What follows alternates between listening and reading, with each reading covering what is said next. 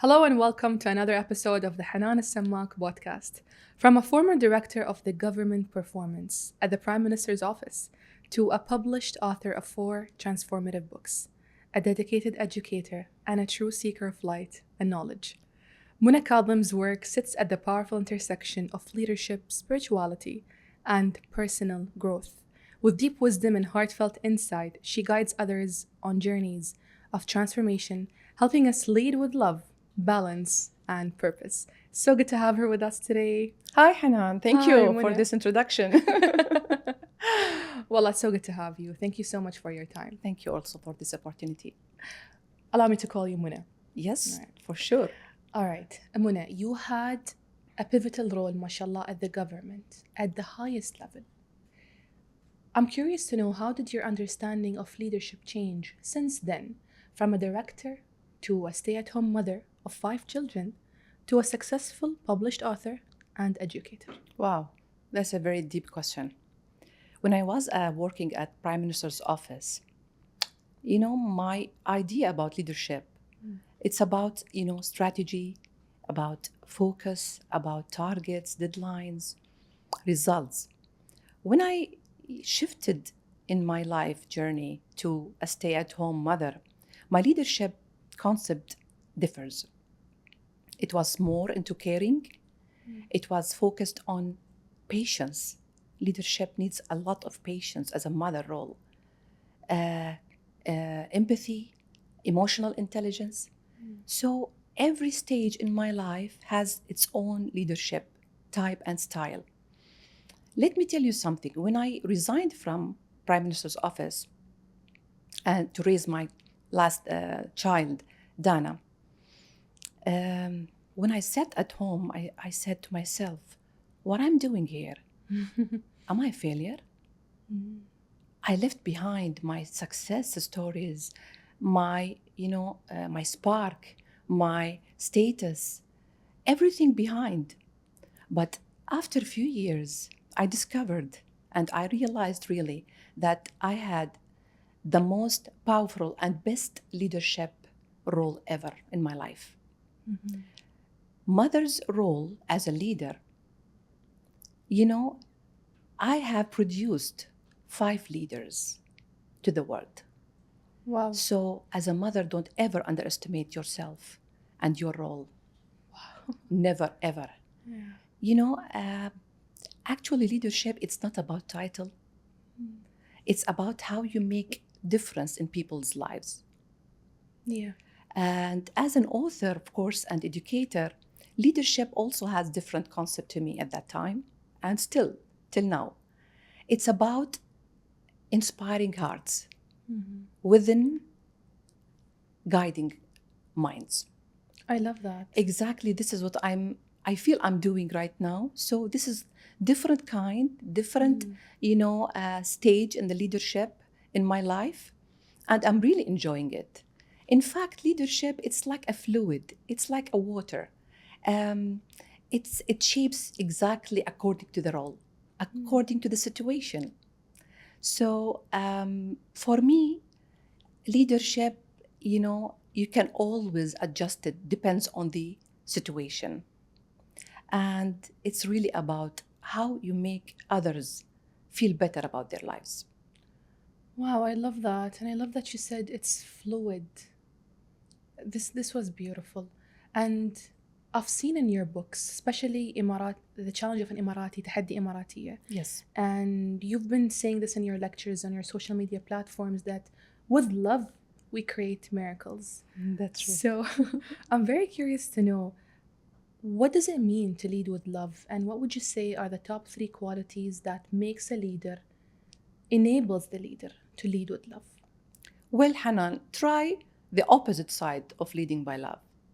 Try the side which is the autocratic leadership or the authoritarian leadership. Ask the people who are really living under this environment, under this kind of leadership. Ask them about themselves. Ask them about their mental health, about the performance. Of course, sometimes you need to lead with, to be decisive. It depends on the situation. You cannot, for instance, lead stubborn people, reckless people with love. I mean, again, also the love is not like love at work. It's not soft. It's about performance multiplier. This is what I Wow. call it really. Leading with love, it means you are tapping on people's emotions, feelings, their interests, their desires, their needs. So leading with love to understand their needs and to understand even their problems, their faults. But leading with love also has its own benefit because you are going to gain the people's loyalty. You will get a long-term results, a better performance on the long term of the organization or in the family, wherever the leadership is there. So it's not just a temporary or it's a time being now. I will get my results because as a leader you can of course hit with a iron fist and you can get the results done because people they are afraid of you. Yeah. They are afraid. They are afraid of their positions. Their they are afraid not to be kicked off of the company. Yeah. So they will do whatever you want. But on the long run, they are, of course, planning to walk away as soon as they got better chance or better opportunity. So you would lose. And ask also many organizations how, quality people they lost during their, this dominant or, Yeah. controlling leadership style.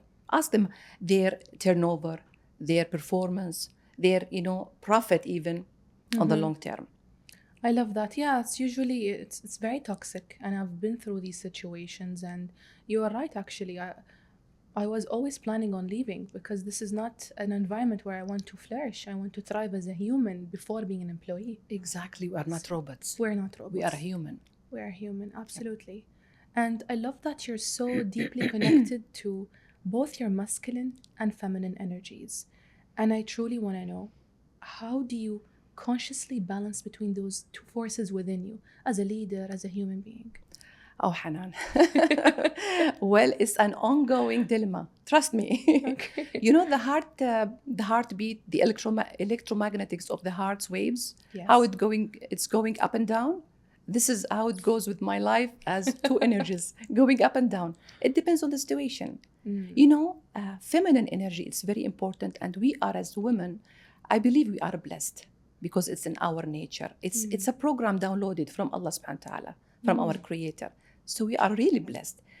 Feminine energy is about, intuition, about care, empathy, emotional intelligence, creativity, beauty. Whereas the masculine energy is about focus, analytical planning, analyzing, firmness, decisiveness. Of course, we need both of them. I will give you an example. One time of my trips, I decided actually to reward myself. I would really at that time I had very important and urgent matters, personal life matters. I want to reflect on them. So I decided suddenly I want to travel, to one of the countries in Europe.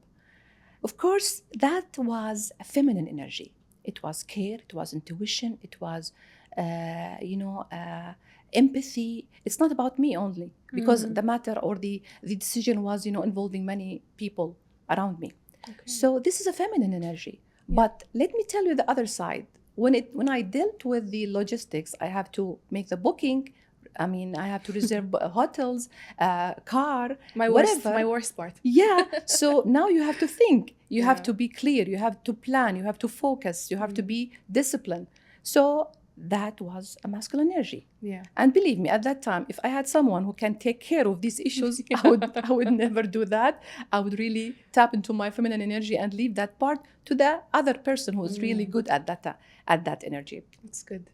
I love that. Yeah, so it is up and down. It depends on the situation. Yeah. It depends on the role that you are in. Of course, but we are more, as women, we are more into feminine energy. Yeah. But there is nothing like biologically called this is percentage 100%. This is how much the woman should be like have feminine energy against the men. It's biologically there is like hormones, the genes that play a big role in that matter. No, I love that. I love your perspective on being balanced, and it depends on the situation, really. Yes. Because sometimes, like right now, I'm in my masculine energy. I'm focusing, I'm analyzing what you're saying, I'm preparing the next question. So I am in my masculine energy. Good. But then when I go home and relax or get a massage, then I'll just be. And I feel Yes. like feminine energy is being, well, And one. dancing. And dancing for sure, my favorite. Like you, I suppose you love dancing as well. Of course.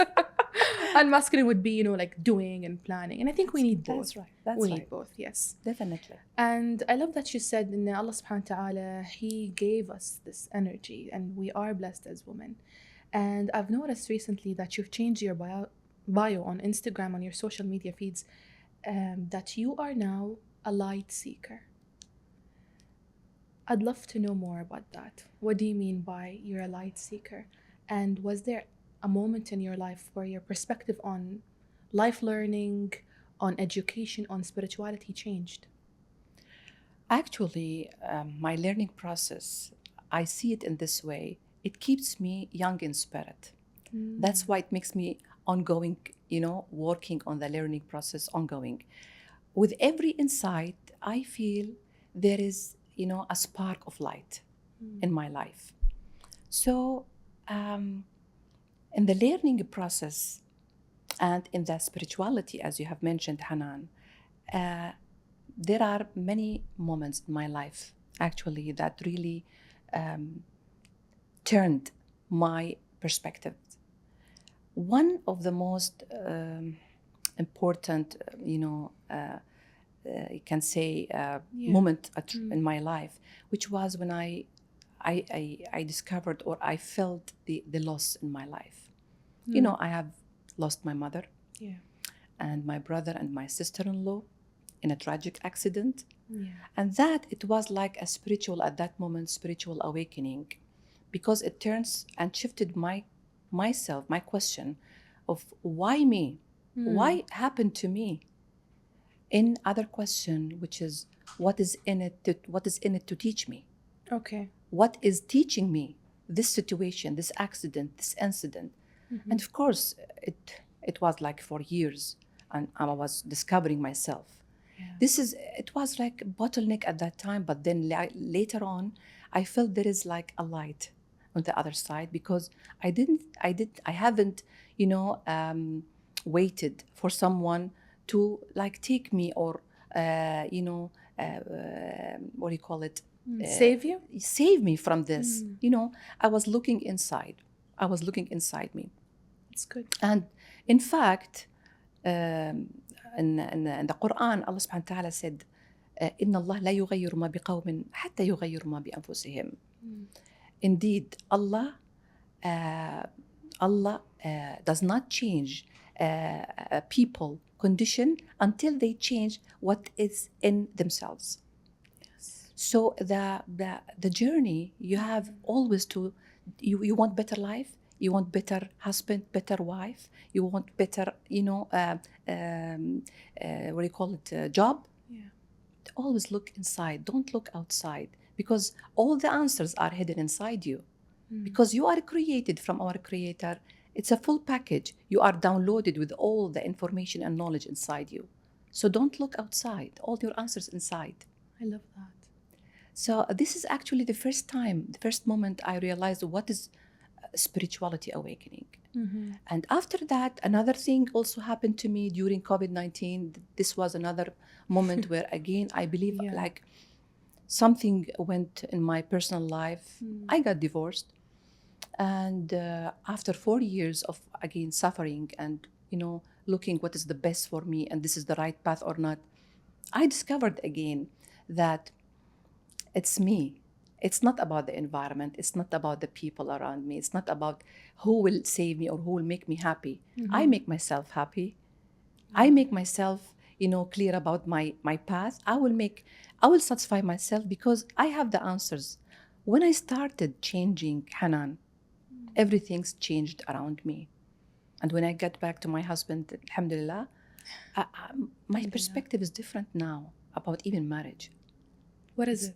It's, well, Curious to know. it's, you make yourself balanced by your thoughts, by your ideas, by your expectation. If you increase your expectation from the other side, you will always be struggling, because you will feel that your contentment and your satisfaction and happiness comes from outside, from this person. But when you really just attach yourself with that source, and this you put underneath many lines, the source of happiness, the source of love, the source of generosity, Allah subhanahu wa ta'ala. This is the center of everything. So when I really, I got back to him, this was really a turning point in my life. Wow. Now I feel it. I feel I'm fine. I'm settled. I'm stable, and I don't expect anything from people, and I'm happy like that. That's a very powerful stage to be in. Yeah, whatever I want, I get it. I pursue it, and then I ask Allah subhanahu wa ta'ala for help, and I got it. Alhamdulillah. I feel happy. And if I didn't get it, also I know that it is good for me. Because we can't see everything. We have to be believers. Wow. I love that. I love that. And it's like you always say in your books, this is kind of a growth mindset, basically, when we're suffering, when we're struggling, when we're dealing with depression or adversity or setbacks. This kind of thinking takes us back always and makes us ground ourselves that, you know what, I'm connected to Allah. I don't need anything from anyone else. I'm whole, I'm complete as I am. Yes. So what would you say are some things, practical things that we can do today to adopt that growth mindset? Well, when you see the challenges as stepping stones, not roadblocks. Okay. I mean, it turns actually failure into growth. I don't believe anyone in this world, any leader, that who haven't faced challenges or endured failures in the life. True. So all these trials, I believe it refines people characters. All these trials, what we are going through, one time and another, it refines the people. It changed them. It's improving them. It's crystallizing. It's exactly like, this raw diamond, when you bring it from the ground, it's not like real diamond. You can see it shining, and nice colors. They have to cut it many times. With every cut, the shine expose and reveal. So I believe you have to see everything as stepping stones that you grow and you see other opportunities, not roadblocks that stop you and not move you towards. You have to be bold, brave enough to try one at a time. Don't stop ever. I love that. I'm just thinking about that diamond metaphor, truly, because sometimes you have to go through so many situations to step into your fullest potential, really, and be who you're meant to be in this world. I'm curious to know, sometimes transformation is about letting go to certain things, certain beliefs, certain identities. What is that one thing you had to release and let go from your own belief system to step into your fullest potential, mashallah? The need to please people. I was a people pleaser. Maybe it was because of our upbringing, our maybe collective awareness or consciousness, conditioning, that if you want to be good person, if you want to be loved, so you have to make effort to please people. Irrespective of your feelings, of what you think, what is good for you, what do you like and what you dislike. So when I started releasing this belief that I don't have to really please anyone, I have to please Allah subhanahu wa ta'ala, because He's the source of everything. Why I have to please everyone if I'm not convinced to do that? Why? So your worth, actually, you get it from inside, not from people's validation. You can't please everyone because people have mood swings all the time. They change. So today he is happy with you, next day is not. So I believe truly that this trait, it was a roadblock to me. I can imagine. Yeah. And to be like a perfect also woman, in order to gain love from my mom, Allah yarhamha. Allah yarhamha. Yeah, so totally I changed now because I know this is, nobody can be perfect. Yeah. Perfectionism is a disease, actually. You have to do your best, but not to be perfect. Good to have flaws and mistakes because we learn from them and we Yeah. become better version of ourselves. I love that. I love that. And what is perfect? But it's a perspective. To me, I feel it's what is it? Exactly, And exactly. according to who and who sets the standards? Exactly. There's no measure about that. You Yeah. cannot measure it. Yeah, you cannot measure it. Yeah. And talking about your upbringing, I think talking about conscious parenting, that's another episode that we'll have to talk about. This is a whole nother world. The way our parents loved us, I think they did the best they could at that time. Of course. And them loving us conditionally or loving us or rewarding us only when we get A's or, we're excellent in certain fields in our lives. I think I know what you mean. it was meant to motivate us in some way. Mm. But the implications of it growing up, that we cannot really perform, we cannot feel at ease performing because in the back of our mind we want to please someone. Yes. We want to win them. Yes. That's why we need to always reflect on ourselves and what we Yeah. do. And we have to forgive them. Yeah. And also, because they did their best, as you said, Hanan, also we are responsible for ourselves. We are Absolutely. responsible for our actions and thoughts, not anyone else. So they did what they can do. Yeah. And now we are better version of ourselves because we learn all the time, we read all the time. So we are aware of our actions and thinking. True. And I believe every human being is responsible and we are accountable at the end, and we will be judged only, individually, Yeah. not with anyone else. And I love that mentality on, releasing ourselves from victimhood. Because when we're victims of other people, our upbringing, our circumstances, Yeah. we lose. It's like a roadblock. I cannot move freely because, I feel trapped. Hanan, it doesn't take us anywhere. Yeah. You will feel stagnant. You will not feel lively. You will lose opportunities when you only blame others. This is because of the situation, because of the government, because of the policies, because of my nationality, because of my mother. No, we have to stop one day. Yeah. If you want to move, if you want to be better, you have to stop. You have to clear out all these things inside you. Khalas. Because every time we clear our thoughts, the old programs, something new will come instead. Yeah. I don't know how can I phrase this in English. طبيعة تكره الفراغ. I believe nature hates Yeah. emptiness. Yeah. Yeah, I mean, you can't have a space or a void in you. It has to be filled. So either filled with the good stuff or the bad stuff, and it's your decision. Yeah. Yeah. It's always good to clear. It's always good to. Yeah. For me, I believe it's like I'm a vessel, and if I want to receive good things, I need to empty my vessel from toxic patterns, relationships, Exactly. belief systems, negative thinking. Exactly. I love that. How do you stay motivated? How do you stay motivated? Because this kind of mentality, mashallah, is very powerful. And there are distractions, there are people, there are children. Yeah. How do you stay focused and disciplined? I look at my purpose. I look at the end result, where I'll be, let's say, after 50 years. I will not be here on life, on earth. I will be somewhere else. So as a believer, a Muslim believer, I know that there is afterlife and there will be, inshallah, better stuff for us. So Inshallah. our journey here this is a very small trip, actually. It's a very short trip.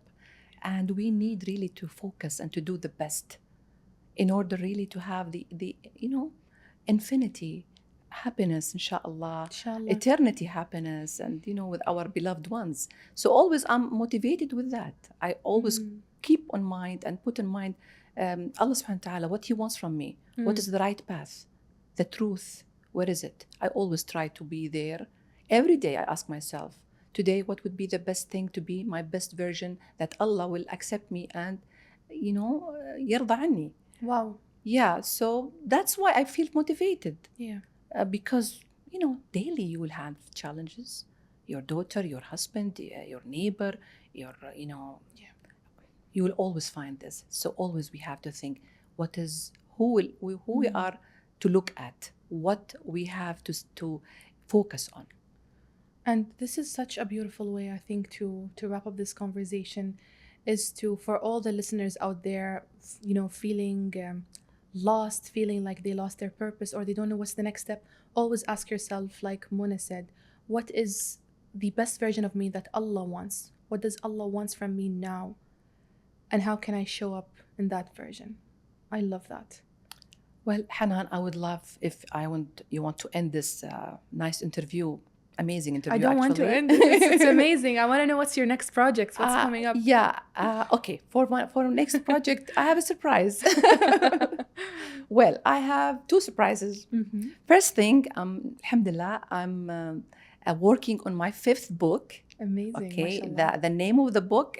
Okay, I will hide it now. Let it be a real surprise, inshallah, on the coming Sharjah International Fair book, inshallah. This is happening in November, I think. November, this year. inshallah. So I'm wrapping up everything. Amazing. And the second surprise for my beloved English, followers who doesn't talk or don't talk Arabic, Mm-hmm. I'm translating 2 books in English. Amazing. Finally. Emirati Woman, A Journey of Triumph, Mm-hmm. and storytelling by Mama Mona, Hikayati Mama Mona. I love that. Finally, they've been asking you since Yes, 2016. yes. I said, why not? Why I have to keep it always inside my country? Let it be spread, because people maybe will get benefit from my advices or my experiences in life. Of course they will. And I'd love to know, Mona, how can people reach you? How can they connect with you?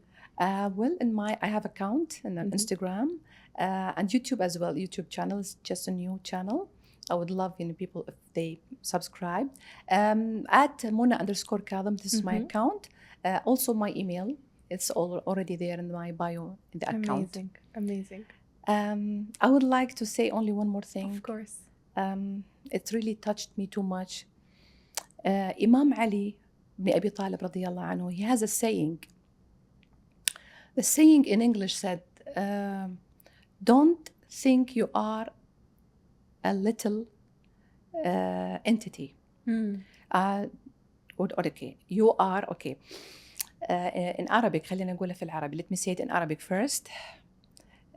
أتحسب أنك جرم صغير وفيك انطوى العالم الأكبر. Do you think you are a small entity and within you the vast universe is enfolded? Wow. So don't ever belittle yourself. You are the universe. Wow, I love that. I love that, Mona. Thank you so much for all your wisdom, your Thank you, Hanan. metaphors, your inspiration. This was beautiful. Thank you. Thank you. Definitely we're having another conversation on divorce and relationships because I love this topic. God. That would be really a hot topic. Stay tuned. Stay tuned. Thank you, Hanan. Thank you so for much, giving me Habibti. this Wishing you opportunity. all the best. Of Thank course. you. You too. Thank you.